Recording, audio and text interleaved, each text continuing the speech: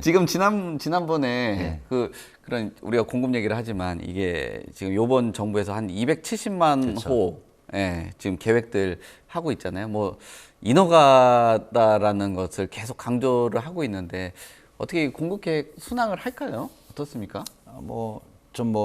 대부분 이제 아마 이 영상이나 아니면 이 뭐 채널을 보시는 분들은 좀 확실한 얘기를 좋아하실 것 같으니까요. 제가 단정적으로 얘기한다면 임파서블 합니다. 임파서블. 미션 임파서블이죠. 왜냐하면 네. 그러니까 저는 정치권에서 얘기하는 그 대규모 공급 정책들은 일단은 국민들께서도 일단 한번 걸러듣는 게 맞아요. 그거는 모르겠어요. 이 영상을 보시는 분들이 약간의 어떤 성향의 어떤 그런 차이가 조금씩 있겠지만 270만 가구든 아니면 지금 뭐 야당 대표이신 분의 원래 공약했던 351만 가구든 제가 보기엔 불가능한 수치예요. 350만 호도 있었구나. 351만 가구. 네, 맞아요. 기억나네요. 그러니까 원래는 이제 250에서 플러스 알파 20만 해가지고 그렇죠, 맞아요. 원희룡 장관이 이제 20만 더해서 270만이잖아요. 근데 잘 보시면 공급하는 계획들을 발표를 해서 이제 국토부에서 이제 표를 딱 만들었잖아요. 근데 그 중에 딱 보잖아요.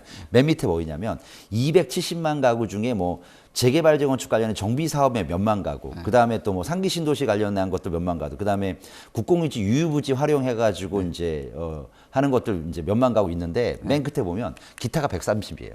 이 얘기 무슨 얘기냐면 기타는 모르는 거예요.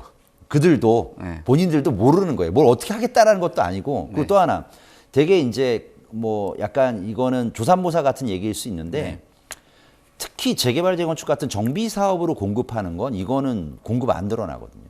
왜냐하면 이제 보통 공급이라고 하는 것은 이제 원래 없던 공간에서 새로 집을 지으면 새로 짓는 숫자만큼 공급이 늘어나지만 그렇죠. 재개발 재건축은 기존에 뭐 조합원들이라는 어떤 그런 기존의 분들이 있기 때문에 이분들이 뭐 자기 이제 새 아파트가 되고 분담금 내서 이제 하긴 하지만 이분들은 원래 살던 집을 포함한다면은 공급이 늘어나는 게 아니라 실제로 이제 일반 분양하는 물량이 좀 많이 늘어나야 그게 순증가분이 늘어나는데 재개발 정비 사업 같은 건 순증가분이 많이 늘어나지 않아요. 제가 어떤 통계를 보면 그동안 이제 강남 3구에 그토록 많은 재건축을 했는데 뭐 한 20-30년 동안 순증가분이요. 기여한 게 11%밖에 안 돼요. 아, 그래요? 예. 실제로 서울도 그렇고 이제 비도시, 그러니까 비수도권 광역시 지역들도 재건축도 그렇지만 재개발도요.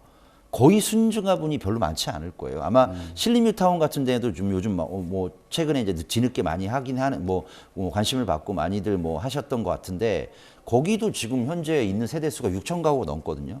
임차인 포함해서. 근데 새로 짓는 건 4천 가구 좀 넘어요.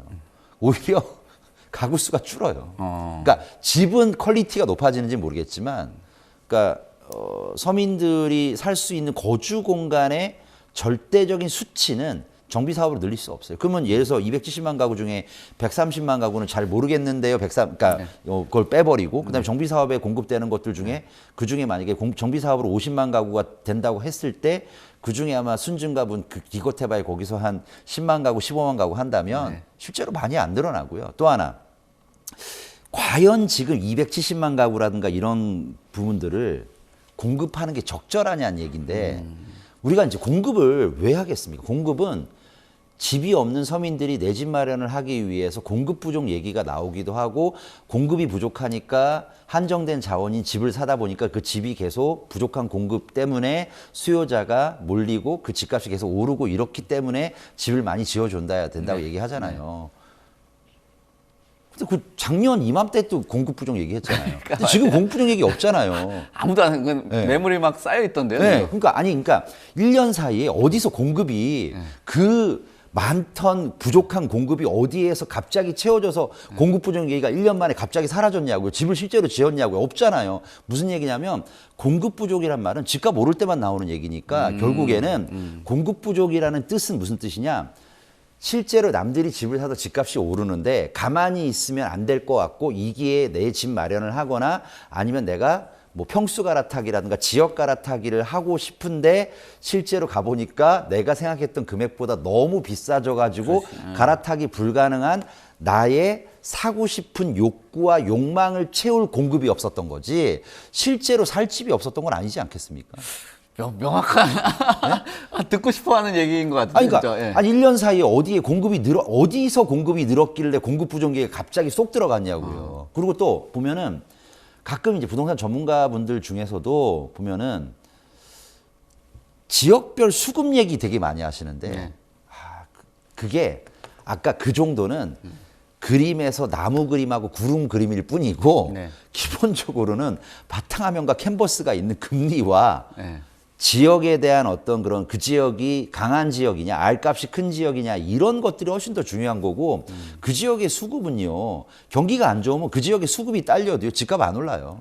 맞아요. 예. 예. 그리고 이제 만약에 그 지역이 굉장히 좋은, 그러니까 만약에 뭐 별로 안 좋은 지역이라 하더라도 뭐 예를 들어서 사고자 하는 어떤 공급에 대한 어떤 참여하고 싶은 그런 욕구가 많아지는 분들이라면 여기 평소에 거들떠도 안 봤는데 그 지역도 오르기도 하거든요. 예. 그렇습니다. 그러니까 말씀하신 것처럼 내가 좋고 네. 내가 사면은 집값이 더 오를 것 같고 이런 공급을 원했다 그 말씀이신 거죠? 그렇죠. 네. 지금 사람들이 집을 안 사는 거는 어떻게 보면은 하방이 막혀 있느냐에 대한 것들에 확신이 없는 거죠. 적어도 내가 집을 사서 오르는 거는 좀 욕심이 좀 있다고 치고 네. 적어도 아니 그리고 내가 자본을 투입을 했는데 내가 투입한 자본보다 자본의 사이즈나 크기가 줄어드는 것들은 내가 못 견디잖아요. 못 견디죠. 근데 거기에 대한 확신이 없는 거죠. 그러면 안 사죠.